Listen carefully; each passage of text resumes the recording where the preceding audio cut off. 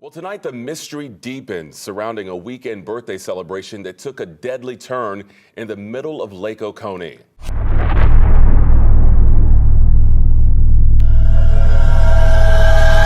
February 8th, 2025. You're walking on the lakeside, the damp sand squishing under your weight, the sound of the lake gently hitting the embankment drifting lazily through the air, and the sun bolts down warm rays of sunshine onto a tragic scene. An abandoned boat is circling just offshore, and on the sand of the embankment is the body of Nicole Wilson, a 49-year-old math instructor at Spelman College. This was an outing between a couple, however. Only the woman was found. The man, Gary Jones, a teacher and coach at Westminster Schools, is missing. This prompted an immediate search by the Georgia Department of Natural Resources. As you could gather, they were looking through the local woodlands and ditches and the trees, and more importantly, they were sending teams equipped with sonar equipment to scan the lake and each of its 19,000 acres for the body of the missing man, in case he fell into the lake. The reason for this was that the most immediately likely theory was that the two fell into the lake, and Wilson's body washed up on shore while Jones's body sat at the bottom of the lake. It's unclear how the two ended up overboard, why they were sharing the boat, or what their relationship was. Witnesses and locals were able to give a few testimonies and a bit of information to the police. The two were seen heading out onto the lake the day before Nicole's body was found. Additionally, witnesses were the ones to find the boat that the two shared while circling the Wallace Dam. The community was devastated by the loss of a much-beloved teacher and is currently hoping for the Jones to return home safely if he's still alive. Gary Jones is a beloved Westminster faculty member, coach, and parent, Westminster Schools said in a statement. Gary Jones is a beloved Westminster faculty member, coach, and parent, Westminster Schools said in a statement, according to ABC affiliate WSB-TV. On Sunday, we received word from his family that Gary had gone missing while spending time at an area lake. Our entire community is praying for his safe return and his family during this difficult moment. Wilson has been a faculty member at Spelman since 2007, according to a statement from the historically Black Women's College. Before coming to Spelman, she was an instructor at Howard University and American University, both in Washington, D.C., Spelman College said. However, as of now, the police are not releasing further information on the call. All we know about the case as of now is from the press releases from the police and school, along with other publicly available information. Here is the statement from Georgia's Department of Natural Resources. Spelman College faculty member Joycelyn Nicole Wilson, 49, was found dead in Lake Oconee on Sunday morning. At 9:55 a.m. on Sunday, during surface searches, the deceased female victim was located and recovered. The search for the male victim continued until 6 p.m. Sunday and from 7 a.m. until 6 p.m. on Monday and Tuesday. The game wardens who have been searching said that the weather will likely keep them from the search for most of Wednesday. If they get a break from the rain and wind, they will try to search when they can. It is our practice not to release the name of a drowning victim until they are located and recovered, and the family has been notified, or until the game wardens have thoroughly covered the search area. When that occurs, we will release the male victim's name. Now, with the information we do know out of the way, we should likely discuss a lot of the other information and theories that we can have about what happened that day. Picture yourself in their situation. You're on a boat with someone, and you're having a grand old time. However, for whatever reason, you fall into the water and can't get back into your boat. The exact details of what happened on that boating trip are entirely unknown to us. However, we can come up with a few theories on what could have happened. It's possible that the weather could have been the reason that the two fell off the boat. Something like a harsh wind or sudden intense rain could have caused them to lose balance and fall off. This is possible because reports show that these conditions happened at roughly about that time in that area. Additionally, the lake isn't completely safe, with its vast area and several spots with submerged and unexpected obstacles and strong currents. It is more than likely that they could have hit one of these obstacles and fallen overboard, and because of the sudden panic, they weren't completely able to get back on the boat within time to avoid drowning. Those were a few theories I had about their death. However, you may be confused about the lake and the features surrounding it. Lake Oconee was an artificially constructed lake that was formed by the construction of the Wallace Dam on the Oconee River.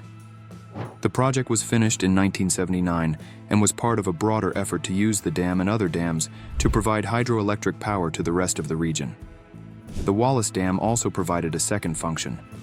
It was to provide a stable water supply to local towns and the region in general. Additionally, it also helps with flood control. The lake is so large that it has about 300 miles of shorelines and is one of the largest man-made lakes in Georgia. It's 2.5 times smaller than the largest man-made lake in Georgia. Lake Hartwell, it covers 56,000 acres and has 960 miles of shoreline. Despite being man-made, the lake is home to a large amount of wildlife that has moved into the lake over time. This includes fish species like largemouth bass and crappie, as well as numerous bird species.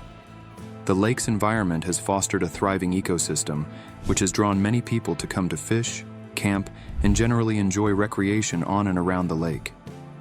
To maintain the wildlife and the people coming to the lake for recreation and tourism, the local governments have set up local efforts to maintain the quality of the water.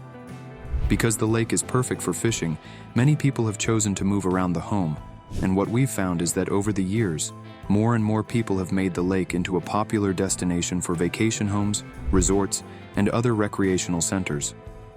The area has become important to the local government because it has become home to luxury communities that drive massive profits for local governments due to tourists and vacationers. Because of this, maintenance and protection of the lake is a priority for the government. Additionally, this had benefited local towns like Eatonton and the larger Greene County. More than just bringing in attention and revenue from outside visitors, Lake Oconee holds deep significance for the residents. While the economic benefits of tourism, fishing, and real estate development cannot be understated, the lake's role extends far beyond financial gain. It has become a central fixture in the identity of the region, shaping the way people live, work, and connect with their surroundings. The lake's serene beauty and rich history have inspired generations of artists, musicians, and writers who often use it as a backdrop for their creative works. Whether in paintings that capture its reflective waters at sunrise, folk songs that tell of life along its shores, or local legends passed down through the years, Lake Oconee has become woven into the cultural fabric of the community. Beyond its artistic influence, the lake serves as a gathering place for families and friends, fostering a deep sense of community among residents. Annual festivals, fishing tournaments, and holiday celebrations along its shores provide moments of joy and shared tradition, strengthening the bonds between generations. For longtime residents, the lake is not just a recreational space, but a cherished landmark that represents resilience, progress, and the changing tides of the region's history. As one of Georgia's most prominent man-made lakes, Lake Oconee stands as a testament to human ingenuity and the delicate balance between development and nature.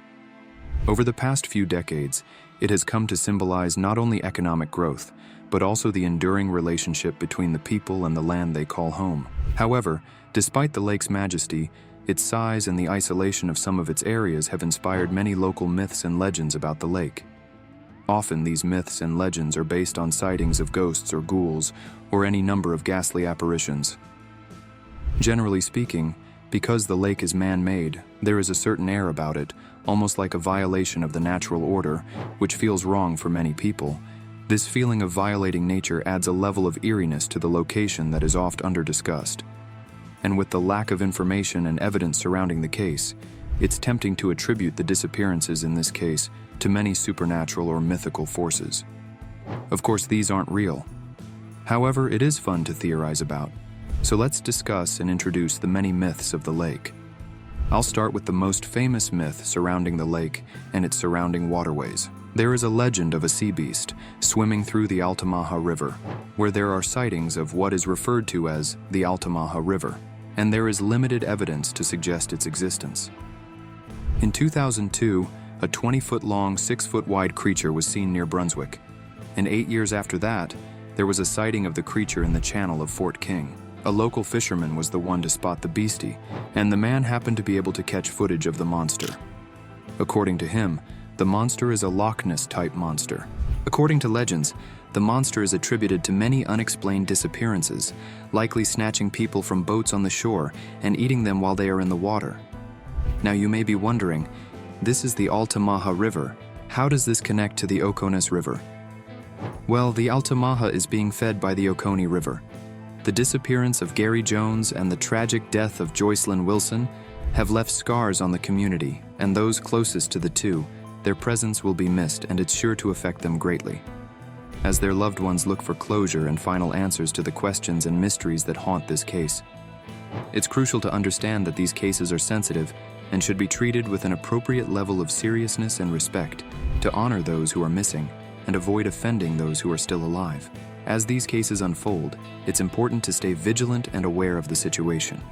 If you have any credible information on what could have happened to the victims of this case, then I strongly recommend turning it in to the authorities to help them in their search. We should also challenge ourselves to discuss and talk about difficult cases like this. The reason for this is that the more people we can make aware of these cases, the more aid we can get to help these people. It's not uncommon for people to find missing persons simply because they recognize their faces from a poster. So it's important to get information like this out to the world and make sure to discuss that information such that it isn't forgotten. In cases like this, where there is limited information from authorities, it's easy to spread misinformation and prioritize headcanon and speculation over facts and logic. We can ensure that Gary Jones and Joycelyn Wilson are remembered not as mysteries, but as real people whose lives mattered.